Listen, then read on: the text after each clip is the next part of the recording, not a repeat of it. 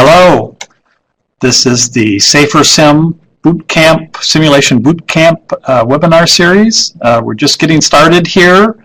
I'll wait just a minute to let others get on the line.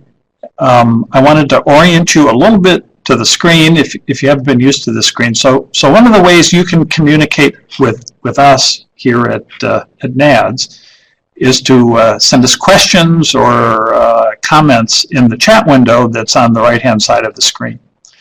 So if you look to your right, there's a little text box down there. I want to emphasize that we'd welcome comments or questions along the way, so please don't hesitate to say something to us. We'll keep an eye on the chat window as the boot camp proceeds.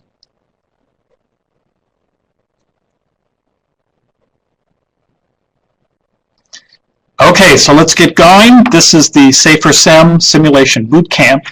Safer Sim is a university transportation center funded through the Department of Transportation. We are a consortium of 5 universities: the University of Iowa, Amherst, University of Massachusetts at Amherst, the University of Puerto Rico, Mayagüez, the University of Central Florida, and the University of Wisconsin-Madison. We are linked by an interest in using innovative simulation techniques ranging from microsimulation to human-in-the-loop simulation to promote road safety. Safer Sim sponsors research, outreach activities in STEM areas, and promotes workforce development efforts in transportation safety. So today, your presenters will be John Gasper, who is to my right. I'm Joe Carney. Our overall team in the bootcamp series will be Sean Allen, Tim Brown, John and me, Jody Plummert to the lower left, Chris Schwartz, Dawn Marshall, and Michelle Reyes. We are all located at the University of Iowa. Our goal here is to share our experience in interactive human-in-the-loop simulation and try to provide aids to others who are interested in doing this kind of research, and also try to help create a community of researchers so we can share knowledge and experience that we all have in both building simulators and in using simulators to study road safety. So today's webinar will be an overview of simulation. We'll talk about different kinds of simulators, how they are built, some of the design choices that are important, and some of the new and exciting technologies that are becoming available in simulation. The subsequent webinars will happen on successive Tuesdays from 3 to 4:30. Next week will be experimental design. The following week, scenario design, development and testing. The 4th week will be conducting simulator studies, and then the 5th week will be data analysis. One of the technical challenges we had in getting off the ground today is the videos that are embedded in the presentation were not firing up.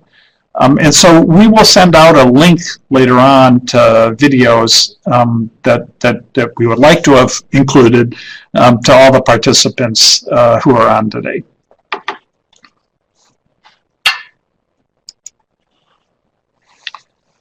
So today's bootcamp, the first installment is titled Introduction to Driving, Bicycling, and Pedestrian Simulation. Our goal here is to review many of the different kinds of simulators that are out there and how they're put together and what some of the choices that you would have to make if you wanted to build such a simulator yourself.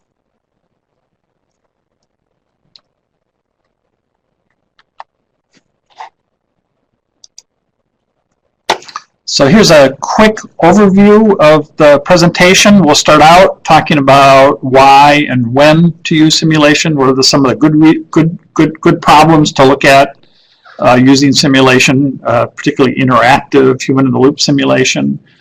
We'll do a review of a whole collection of different simulators that are out there. We'll talk about choices for display systems, using game engines as simulation engines. and some of the sensor systems that are used to collect data, motion tracking systems, eye tracking systems, and biometric systems.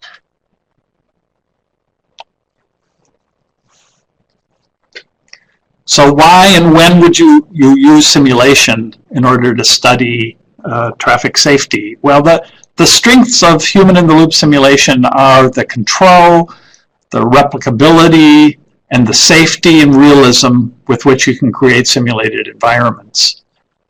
Control means that we can create situations where we control what happens and when it happens during the course of an experiment. We can make it replicable from trial to trial. This means that we're able to compare different factors and how they influence road safety. This could be driving or pedestrian behavior or bicyclist behavior. They're safe because we can conduct studies that would create dangers in the real world, possibly leading to collisions or other unsafe outcomes.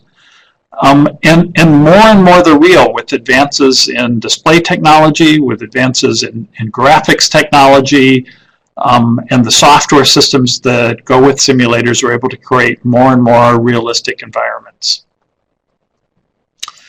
The weaknesses of simulation are, one, the priming of attention. So when people come into a simulation study, they know they're under observation. They know they're there for a reason.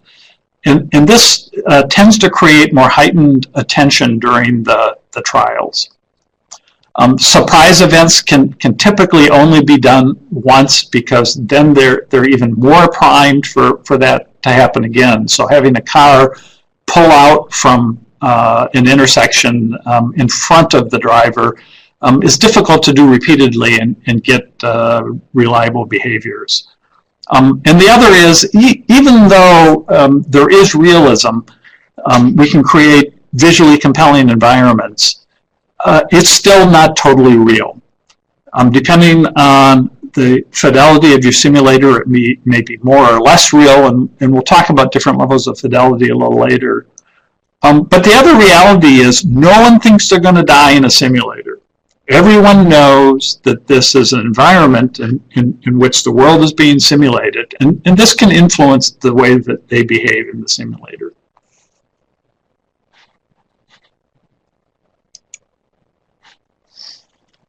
At this point, I wanted to bring up that there are a whole spectrum of tools we have in order to study road safety that range in cost and fidelity and in the control that we have and the safety of running experiments. So this is just a slide in an attempt to sort of lay out in a couple of dimensions the kind of choices that you might make in order to study transportation safety.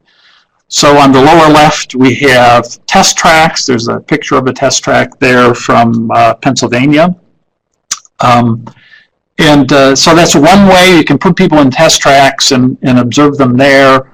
On the top right is the National Advanced Driving Simulator, which is about 30 feet to my left from where I sit now.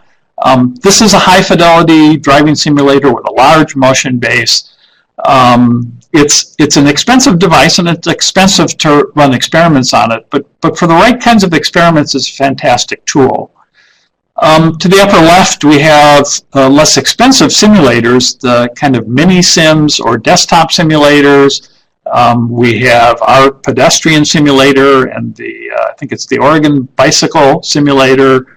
On the lower right, we have naturalistic driving, putting people in real cars and having them drive, where you have less control, but it's quite real. And in the middle, we have instrumented vehicles, the different kinds of instrumented vehicles that can do recordings of all kinds of variables that are highly computerized so that we can get more data than you might from pure naturalistic driving where maybe you only have a camera. So I think it's important to consider this whole range of possible ways to study driving behavior and to pick the right tool to address the problem you have at hand.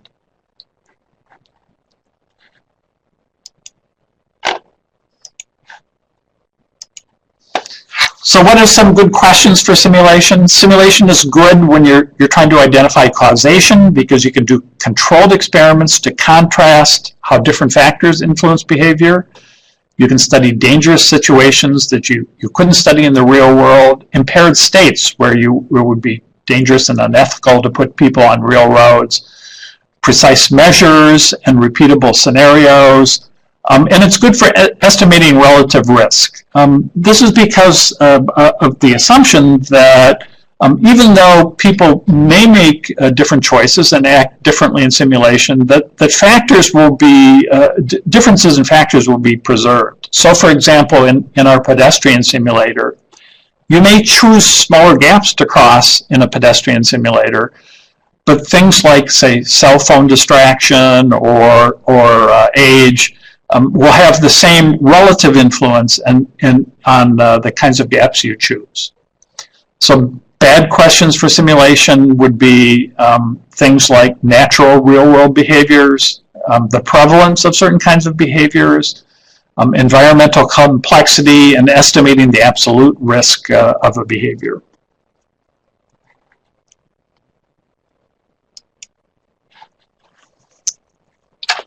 What we'll look at now is a whole different points of view of looking at simulators themselves. So an overview of simulators. We'll look at different kinds of facilities that are out there right now. We'll talk about some choices for display systems and sensors, and some interesting opportunities to use game engines. A number of people now are looking at the latest generation of game engines in order to drive their simulations.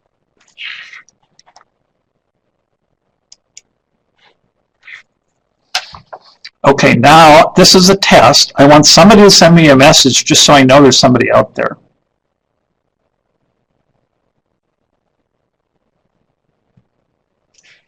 Excellent. Good. Well done. Okay, we're getting a good response now. Thank you. Okay, so now let me dig in. We'll start talking about different kinds of simulators and the full spectrum of simulators in the current lay of the land. So the National Advanced Driving Simulator, just off to over my left-hand shoulder, is, I think, currently the largest, most complex, and highest fidelity simulator in the US. There are several similar systems, one in Japan and one in Germany.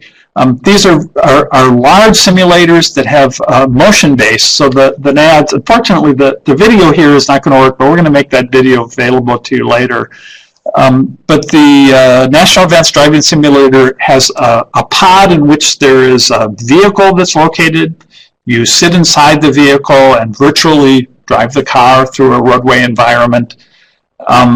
Images are projected in 360 degrees all around the driver. You can see the picture in the upper right there. The simulator itself has a complex motion base that moves on a roughly 60 by 90 feet XY plane. And then on top of that is a Stewart platform that gives you roll, pitch, and yaw, and then a yaw ring that gives you large amounts of yaw. And then inside the simulator, there are shakers, high-frequency actuators that give you road feel. So the simulator has been used for a whole spectrum of different kinds of studies, including autonomous vehicle research, driver assistance systems, driver distraction, night vision enhancement, safety warning systems for older drivers, young drivers, different impairments, different influence of different substances. There are a whole lot of different things that have been done on the NAD simulator. So it's a large motion envelope for sustained motion cues. It has vibration actuators for road feel, 360-degree visuals. You can substitute different cabs in, and also has a comprehensive library of driving scenarios. The mini-sim is a version of the, sort of based on the NAD software, that drives desktop simulators or small sort of fixed space simulators that have multiple screens. It runs with a single PC, so it can be cost effective and reliable. It's configurable in these different ways. and it's compatible with the NAD simulators. It's a much less expensive way without motion in order to do studies of driving behavior. This is an example of a very different kind of a simulator. This is a all-terrain vehicle simulator. All-terrain vehicles have dynamics that can cause all sorts of problems for the riders. And so this has a motion base in order to simulate the dynamics of riding an all-terrain vehicle in order to try to understand the kinds of problems that lead to loss of control. This is also located at the University of Iowa. This is a simulator in the Human Performance Lab at the University of Massachusetts. It's a fixed space simulator with a large spectrum of screens, so it has a large field of view. It's used for training and feedback system, automation and transfer of control, and for roadway design, and to study vulnerable populations, younger drivers, older drivers, and drivers with learning disabilities. Now I'll talk a little bit about the Hanklab pedestrian and bicycle simulators. I direct this lab with Jody Plummer. We're co-directors of the lab, and we have two large screen simulators. They're sometimes called a cave in the virtual environment world. They have 6 by, let's see, it's 8-foot tall screens that are 14.2 feet long, and there's a 10-foot wide screen in the front. There's projection on 3 screens surrounding you and on the floor. We've used this to study how bicyclists respond to gaps in 1- and 2-way traffic. We've looked at high density traffic. We've looked at interception of gaps on the run. So as you ride to an intersection, you're supposed to adjust your speed of your bicycle in order to hit a gap as it approaches. We've looked at peer influence on rider behavior with a computer-generated bicycling peer, and looked at riders with ADHD. In our pedestrian simulator, we're looking currently at adaptive headlight systems, how children and adults cross roads. We're just beginning to work with older pedestrians. We've looked at how 2 people cross together and how a person crosses with an avatar who stands next to you, who will be either risky or safe, and crossing while texting with and without alerts. This is the video I can't show you, unfortunately, but it will be made available. I want to show you a little bit about the kind of data that we can produce in our simulator. So up in the upper left here is a picture of a young woman texting as a car approaches and trying to make a safe crossing. Okay, I'm going to answer a question here. So Cole Fitzpatrick asks, is simulator sickness an issue in bike and ped simulators? We found, because in our pedestrian simulator, the pedestrian that you see in the upper left there actually walks across. You don't have much in the way of queue conflict, and so we tend not to have problems with sickness. We've also, I'll talk a little bit later, more recently we've done experiments with pedestrians and head-mounted display systems, like we use the HTC Vive. There's also the Oculus Rift, and some others that have come out recently. We find as long as you're actually moving, it's not too much of a problem. Where we sometimes have problems with bicycle simulators, our bicycle simulator is a fixed space simulator, much like a fixed space driving simulator. And the problem we have with queue conflict is that if you accelerate, either mostly it happens when you stop, because you can stop pretty abruptly, or when you turn, because you're accelerating when you turn. And lots of turning or abrupt stopping can lead to queasiness. So generally what we do is advise people not to stop too quickly, and mostly we're interested in road crossing, and so mostly we have people riding on our bicycle simulator in a straight road or a straight bike path. Okay, so back to the slide. What the slide show here, the slide shows is the actual pedestrian performing the experiment. On the right is a snapshot from a replay. So we can replay the animation of the experiment. And what you see there in the sort of the lower left, that sphere, that's the pedestrian's head. We're tracking the pedestrian's head by having them wear a helmet, and we have a motion tracking system that surrounds the simulator and then tracks all of these little spheres that stick out from the helmet. That allows us to know the position and orientation of the head, and then that can be used to animate where they're looking during the simulation on a replay. And then in addition, we track the cell phone by having retroreflective markers on those, and so we can also place the cell phone in a replay of the simulation and see what happened during the simulation. And down below here is a visualization of a single trial. And so what you see here in the bottom part, this is the trajectory of the person in the forward direction. So here they're at this is the forward direction in the simulator. They're moving a little bit back and forth, and then they choose to cross the gap to move forward and cross the virtual road in the simulator. What these represent are all of the times when a car occludes the person so they can't cross. So it's when the car is in front of you. And so the time periods in between show when there are gaps in front of the participant. And so what this allows us to do is you can visualize the gaps that they saw, which ones they chose not to take, and the gap that they chose to take, and how they timed their motion through the gap.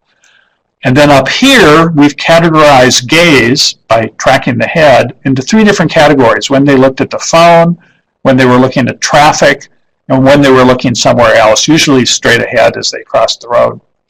And so what we can do is look at each moment in time and see where they were looking and when cell phone messages came in or went out. So this is a send, this is a receive, and it gives us a snapshot of a single trial that we can look at in one piece. Okay, so now I'll talk some more about other simulators. This is from the University of Alabama. This is a simulator that's been used to study children's road crossing. It has 3 screens. It allows someone to make a choice and take a single step forward.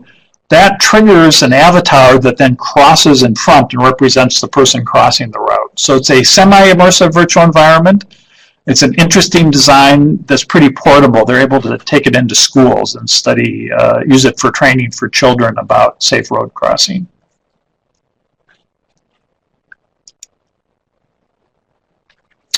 This is another interesting example. It's a pedestrian simulator based on using a treadmill. This is at the University of Illinois, and it's been used to study cell phone distraction in road crossing. It's a cave-like simulator, much as ours is, except on this one, you walk on the treadmill instead of physically walking across the roadway.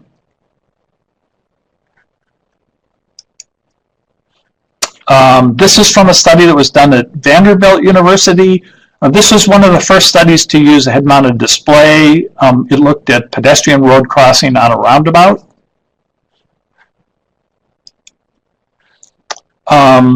This is from IFSTAR, the French Institute of Science and Technology for Transport in France. It is an interesting example of a large screen virtual environment. And so it has 10 screens, and it's portable. The screens can be configured in different ways. It can be configured so that a pedestrian can cross 2 full lanes of traffic to a length of 7 meters. And then motion tracks the person as they cross to track where they are.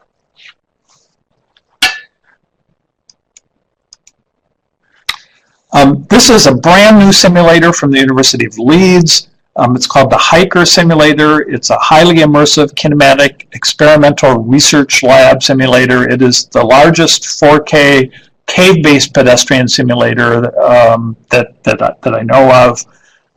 This shows a picture of it. This is sort of a picture of it without images on it, so you can see the structure. And so images are projected from the back. They're reprojected onto here. I believe, I'm pretty sure the floor is front projected from above. It has 8 4K stereo-capable projectors. and has a length of 9 meters. It gives you considerable range to walk as you move across.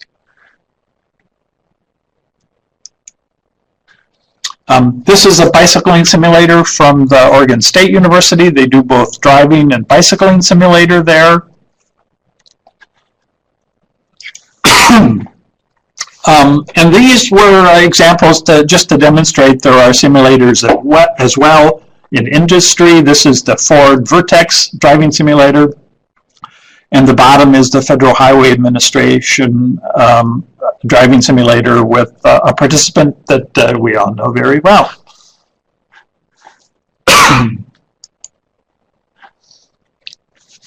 Okay, so now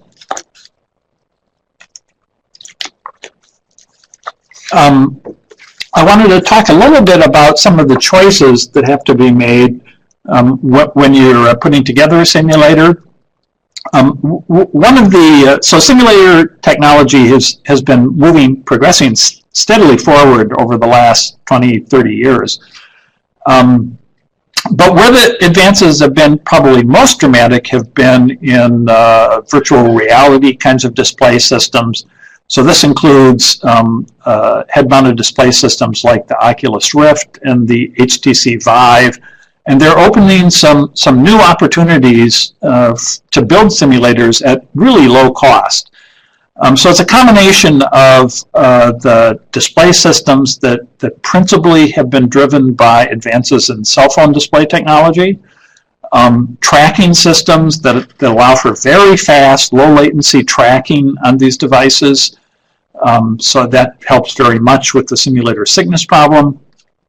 In addition, the graphics cards, the NVIDIA cards, have moved forward very fast, primarily driven by the gaming industry.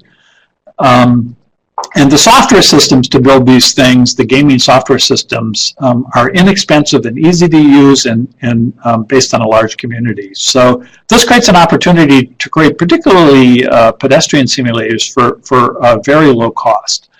So the advantages of the HMD kinds of display systems are, one, they are immersive. They surround you. They have a very large field of regard that is, as you turn around, you can see in all directions. They are portable and they are really quite low cost and require modest infrastructure. The disadvantages are, one, at least with the tracking systems that come built in with systems, they have a relatively small range of movement. They have a low field of view, large field of regard, low field of view. That's improving, but relatively slowly. There is an encumbrance, and so you have to put this on your head, and there's some weight involved there, and you're pretty aware that you're carrying around a display on your head. Body visibility is one problem.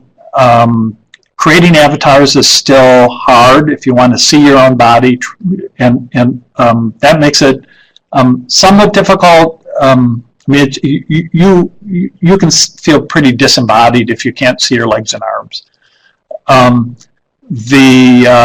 You can't see other objects, and so if you wanted to study cell phones and cell phone distraction, you have to find a way to kind of simulate a cell phone by, say, creating a virtual cell phone that you'll see that's based on the location of the hand tracker.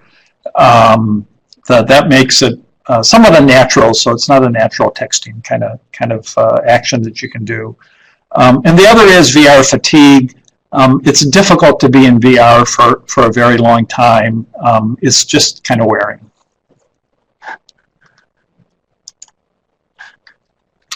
So the other kind of display system, and I've shown here a sketch of our cave system, but this includes driving simulator kinds of display systems as well. So the sort of surround ones are also quite immersive. The body and objects that you see are visible, and in some sense this is really a mixed reality system because you see your body, you see anything you're carrying, and you're right there in the virtual world. They can have a very large field of view, and moreover, it's possible to put multiple participants in. So, for example, you could have two people in a driving simulator. In our pedestrian simulator, we can have two pedestrians crossing roads together, and we can look at joint action. The disadvantages of large screen systems are they have a small range of movement. You can only move, with the exception of the lead simulator and the IFSTAR simulator, there's not too far to go. We can only go 14.2 feet in our simulator. There's a high initial cost. There's a high maintenance cost. There are lots of things to break. You need to keep buying bulbs all the time. There's a large footprint, and they're not very portable, so you need a lot of space.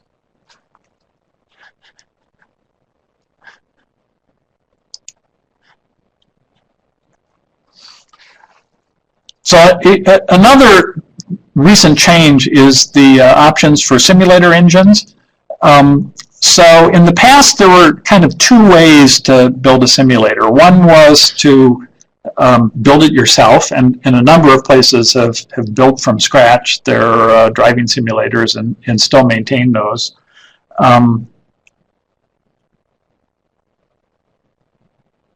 Oh, so Jody's clarifying here. I saw her typing. The restricted movement is, she's making the point that restricted movement is for pedestrian simulators, not driving and bicycling.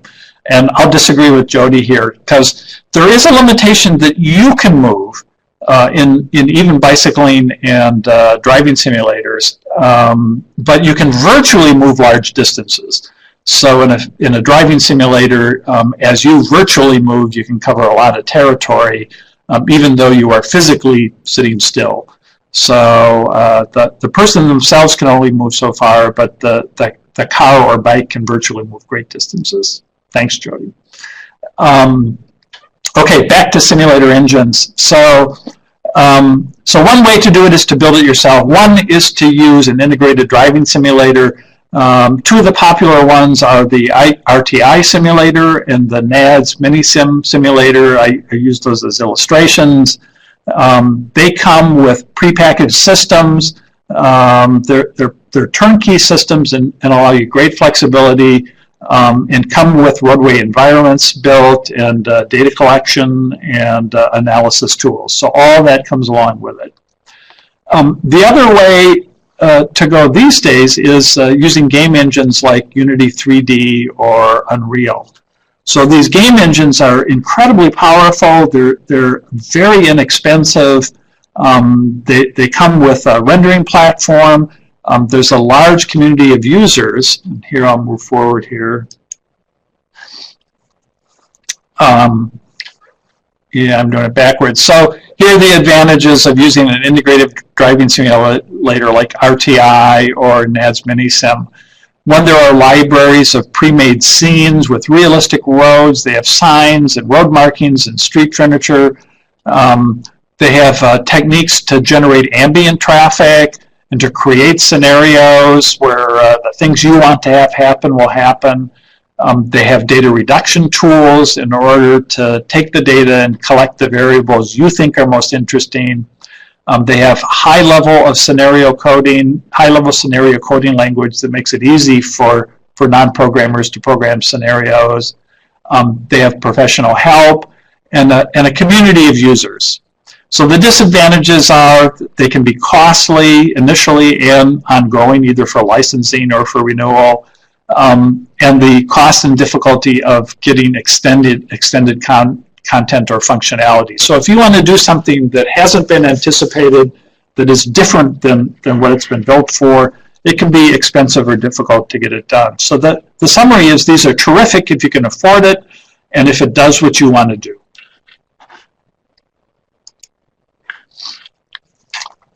So here's an example. This is from the Mini-Sim. The Mini-Sim has a graphic user interface that allows you to create scenarios by placing these items down on the roadway, triggers that will be triggered when the driver's car drives by that will then take specified actions. There are different modes you can run in. You can do rehearsal, you can edit what you're doing, and you can do a playback. Minisim has a tile-based approach to building road networks, and so you can assemble a world. It's a little bit like what model train aficionados do, where people build model train networks in sort of standard units so that they can assemble them together to make large model train networks. Where you can take these modules, the tiles, and you can assemble them together at standard ways to connect them up and create a virtual world to suit your purpose. So here's an example. This is the NADS Springfield Road database. You can see it's a large, complex database with lots of content. Okay, so now the other way to build a simulator is to use a simulation game engine like Unity 3D. The advantages are they're very flexible. There's an asset store that has an enormous range of models and plugins, and it includes all sorts of useful things, vegetation, trees. There's a growing body of useful things for building roadway kinds of simulation environments, cars, buildings, signs, and such. Most of it is relatively inexpensive. Because it's from a gaming environment, there are also extraordinary kinds of things like monsters and dinosaurs that if you want to put those in. There's a wide range of built-in components. There are excellent tutorials. There's a worldwide community of users. It's very low cost. And there are beginning to be some content building tools that would be helpful for building road networks. So for example, the Vector Zero Roadrunner Road Modeler is one. The disadvantage is there are no integrated tools for scenario development, so you have to program things on your own, at least to date. And there are no tools for generating ambient traffic. I expect these things will come along, but they're not there now. So the summary is they're great if you can build models and assemble them together, and if you have scripting ability so that you can write scripts to make things happen the way you want them to have happen. We find actually from... Yeah, so Carol's asking, does NADS or other academic institutes use game engines for research? So our lab, our pedestrian and bicycling simulator lab, we had created our own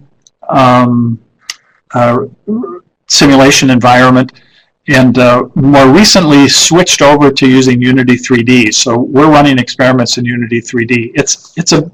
It's a simpler problem because for pedestrians, it's a very located, small location in the environment. And so there's less you have to model and less that happens because you don't have to deal with a large roadway environment. And so we found for pedestrian simulation, it works quite well. Also for bicycling simulation, we found it works quite well. For road simulation, it depends a bit on what you want to do, I think.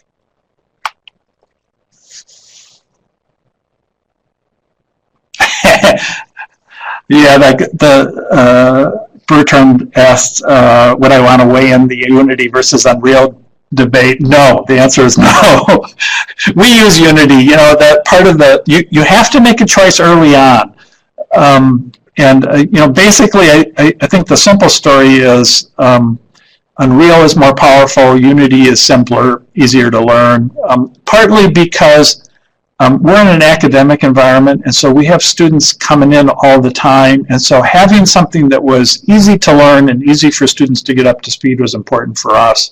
And that's part of the reason we went with Unity. But part of what happens is once you buy in, it's hard to switch because you make an investment, and so you have to do some groundwork at the beginning to decide which way you're going to go.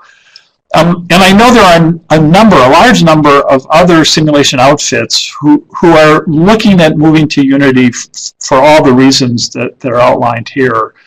I think there's a lot of work yet to do to make a high-quality driving simulator in Unity, and it's one of these things I think as there are more tools that are available to to model road networks that meet the needs of driving simulators to put ambient traffic on roads, I think it will be easier to do.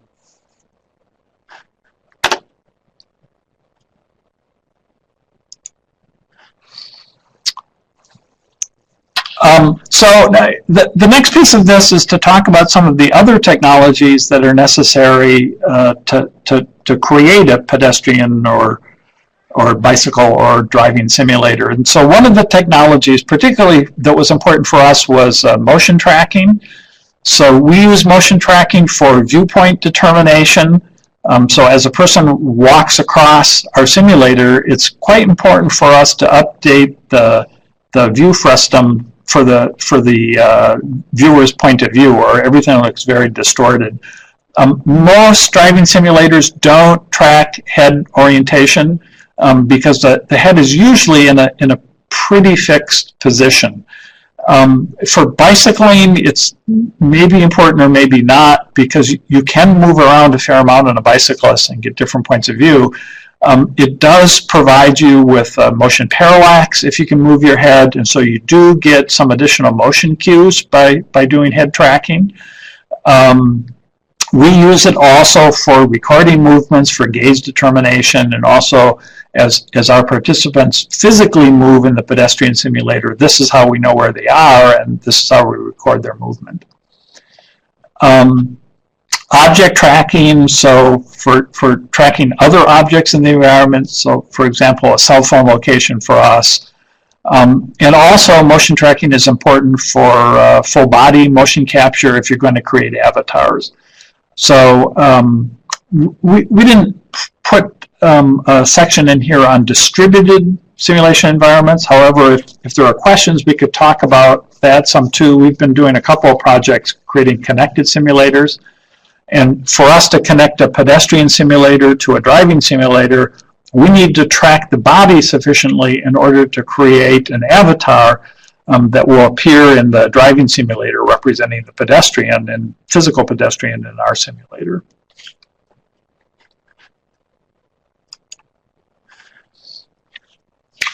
So there are a collection of different ways to do motion capture. There are optical techniques. There are outside looking in, such as the OptiTrack system that we use, or Vicon. This involves a set of cameras and generally that bathe the environment in infrared light. And then the participants wear markers, and then those markers are highly reflective and are then easily seen from the cameras in the infrared range. The other way to do this is there are some inside looking out camera systems. InterSense has these that are based on fiducial markers. So you can, for example, put a camera on someone's head, place fiducial markers at known locations in the room, and then the camera can track where it is by looking at those fiducial markers. The other way to do this is there are some the new AR systems, the Microsoft HoloLens and the Magic Leap system have done very sophisticated versions of inside looking out, where they map the room location, and then based on cameras on the head-mounted display, they can track where they are in the room and do quite a good job of tracking high fidelity, low latency. The other way to do tracking is markerless motion capture based on computer vision. Inertial motion tracking systems can do a very good job, particularly of capturing accelerations and rotations. And then many of the new systems, for example, the HTC Vive trackers. So there's a picture here in the middle of an HTC Vive tracker. This is a little puck that's based on a motion tracking system that combines an outside, it's sort of an inside looking out one. So there are what are called lighthouses that are putting out pulses of infrared light, and then there are sensors on here that can sense that light and triangulate where they are in the space. And then they also have inertial trackers that are built in, gyroscopes and accelerometers in here. They're really robust and high fidelity, highly accurate trackers. So what we're doing currently to generate avatars is to take a small set of these trackers, typically 6, putting them on hands, feet, head, and somewhere in the midsection, and then using that tracking information fed into an inverse kinematics package. We're using Final IK. Another one that can be used is iKinema, and we use that to generate the full body motion that we use to create the avatar. Okay, so John has been patiently waiting here to get to this section. He's going to talk about parts, other technologies that are used in Driving Simulator that he knows a whole lot more about than I do. So, John. All right, thanks, Joe. So I'm going to give a pretty quick and fairly high-level introduction to some other technology that's often included in the context of simulation. And I think, unlike some of the motion tracking stuff that's really critical to making some of these simulations work, I think the stuff I'll talk about in the next few slides is really kind of think of it as a data collection instruments that are kind of added on into simulator environments to extract fairly specific types of data. So you can think of these maybe as tools within the simulator tool itself. And I think the important part when considering, say if you were building a simulator or designing an experiment within a simulator and thinking about using some of these methods, is there's a number of trade-offs to each one, and it's really important to consider those trade-offs when you're thinking about including some of these instruments. So eye tracking is really just what it sounds like. So these are, for the most part, camera-based systems. They can be either remote systems, so like you see the system in the top, which is actually, I think, from the inside of our simulator here, which has a number of cameras up on the dashboard. Or there's also head-mounted systems which have cameras kind of built into this head-mounted device that participants wear. And really the idea here is to provide insight into how people are deploying visual attention. So you can see a heat map generated in the third image at the bottom there, where you can show basically kind of dwell time over the course of an interaction here with an infotainment system. So eye tracking, the idea is that our attention, for the most part, follows our eyes within these complex environments. So if you can tell where someone's looking, you can tell what they're attending to. There's a number of potential disadvantages or reasons we might not want to use eye tracking or include it in every study that we run. In considering these systems from the outset, they tend to be pretty expensive, especially the research grade systems that are out there. Some of these head-mounted displays can be fairly intrusive, so much like the head-mounted displays that Joe was talking about. Having something on your head for a long period of time can get fairly taxing. On the back end of this, working with the data can also be fairly expensive in terms of time and effort required. For anyone who's worked with eye tracking data, you know that it's not typically super clean within these more complex sorts of tasks like driving. So there's a fair amount of effort that goes into cleaning and processing the data on the back end. Within the context of driving, we often will include kind of surrogate measures for things like response time. So one of the challenges in looking at real-world performance using simulation is that we can only really include a certain number of what you might think of as events within any particular scenario. So even if we have people responding to, say, a braking lead vehicle, we can only do that a certain number of times before people kind of catch on and we think we lose some of the realism. So we can include things that we think are pretty good stand-ins for things like response time. So this decision response time task, or DRT task, is an example of that. So here people are responding to some sort of stimulus. Here it's a head-mounted LED that's on the end of this little wand. And that stimulus is happening at kind of random intervals, like 3 to 5 seconds, and people are pressing a button. You can maybe see here, she's got a button that's attached to her finger that she's pressing against the steering wheel. So the advantage of that is that we can get a pretty sensitive measure throughout the drive of changes in response time as a function of things like distraction. And there's starting to be more and more work using these types of devices. So there's pretty good kind of standards out there for including these approaches in experiments. Some of the disadvantages here are really kind of the potential disconnect between reaction time with this sort of device and actual response time. So response times to, say, a braking lead vehicle are much more complex. You have to transition your foot to the brake pedal. You might have to steer. And that's much more complex than just pressing a button in response to a light. So really it takes some effort to kind of map and understand how changes in performance in this sort of surrogate task map onto the actual behaviors of interest. Oftentimes, in these types of simulator experiments, we'll collect biometrics or physiological data. These can be things like heart rate variability, or skin conductance, like galvanic skin conductance.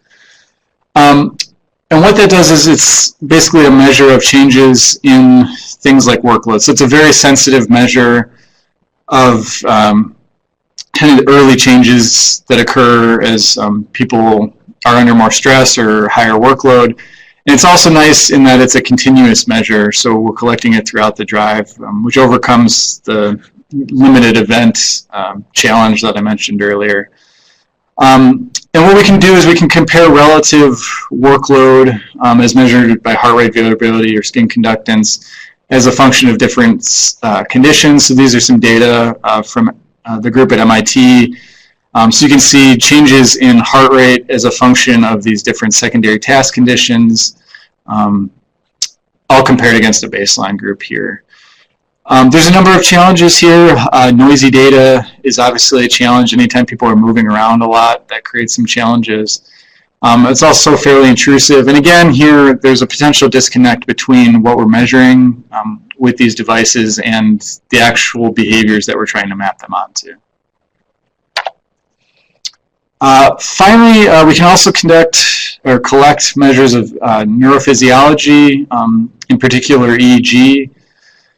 So what this is measuring is electrical activity across the scalp. So in the kind of outer regions of the scalp, you can see this cap with these different electrodes kind of scattered across someone's scalp. And again, what this provides is a measure of electrical activity, and it provides a pretty sensitive measure in terms of temporal changes in electrical activity, so changes over time. There's a number of challenges here to including this in simulation. I think the biggest challenge is the amount of noise. So traditionally, EEG has been captured from having people in a really stable position where they're not moving around. And anytime you get movement, you're getting electrical activity that's generated by the muscles. So as people, say, turn their head to scan an intersection, or even move their eyes to look around a scene, that's going to introduce noise. And so on the back end of this, you really have to be cognizant of the amount of noise reduction that has to happen. To do this well also requires a pretty high-level system, which, again, like many of these devices, tends to be pretty expensive. So that was a very quick overview. I'm happy to answer more detailed questions about those approaches. Joe, maybe I'll let Joe wrap up here.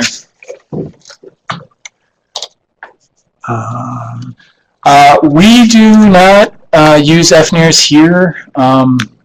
That's a good question about the extent to which it's making its way into driving. I do think there's a number of groups that are at least like exploring the possibility of using it in driving. But at the University of Iowa, I don't know of anybody who's doing it.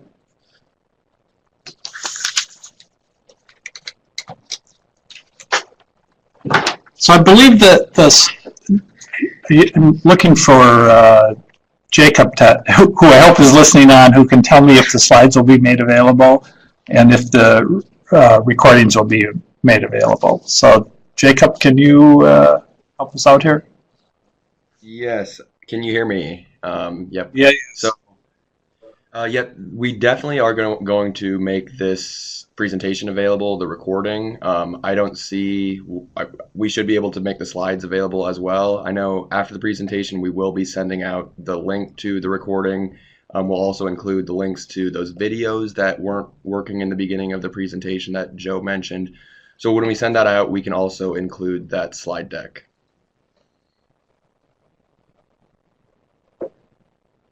Good. And does anyone else have any more questions before there's two last items of business, but I just thought I'd leave it open to questions for either John or for me.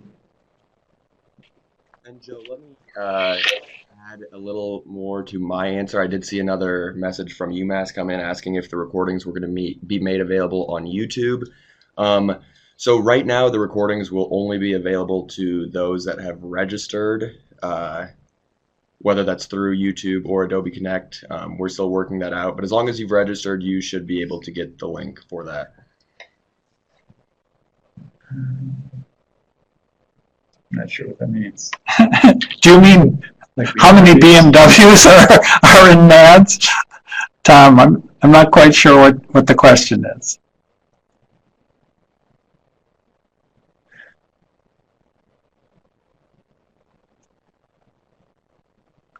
Oh, projectors. Thank you. Yeah. I understand. 16 projectors. So there are 16 projectors, sort of arranged in a circle in NADS. And those are what are they? They're LED projectors. Yeah, I should know because I should know. yeah.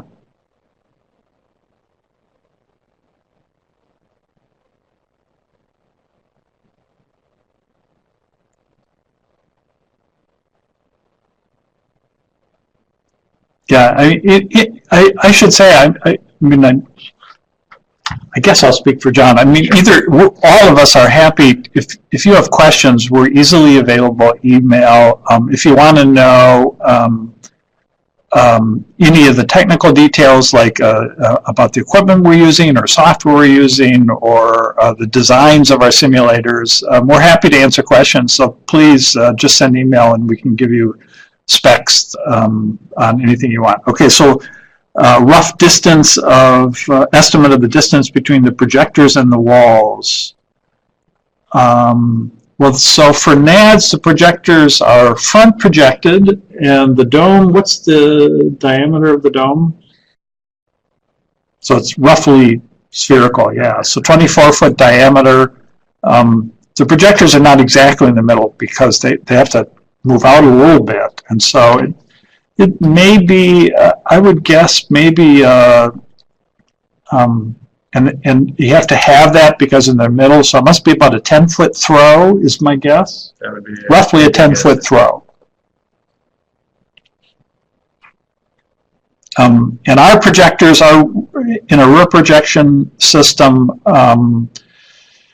We bounce them off of mirrors to fold the optics and reduce the throw distance. But it's about 8 or 10 feet behind the mirrors are, and then the projectors shine onto the mirrors that are about 10 feet behind the screens.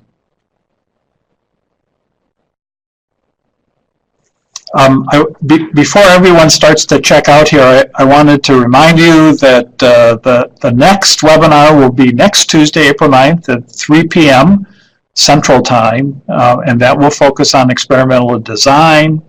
I also wanted to remind everyone that the Road Safety and Simulation Conference will be held in Iowa City next October from the 14th to the 17th, and invite you all to come to Iowa City and have a chance to get together and share ideas, and also for us to show you our simulators. Dawn just put the link to the RSS there in the chat. Well, thanks to all of you for being on here.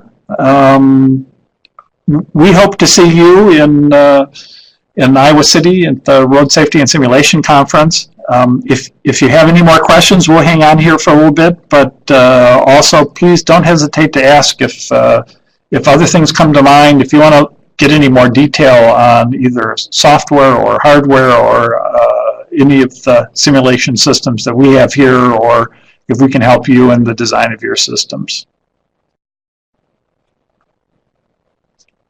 So Sardar asked, will the scenario design methods be covered to help non-programmers build specific simulation environments? There is I'm going to go back to the, so the third webinar will cover scenario design, development, and testing. And it won't really be too much about programming. Part of the challenge, and we'll talk about ways to develop scenarios, the kinds of scenarios that work, and what you should do to develop scenarios. It's a little bit difficult because every system has a different way to actually program them. Some of the systems, the Minisim or the RTI system, have either scripting languages or graphic interfaces to build scenarios. So it all kind of depends on what you have. So it makes it a little bit hard for us to take on really lessons in how to program scenarios.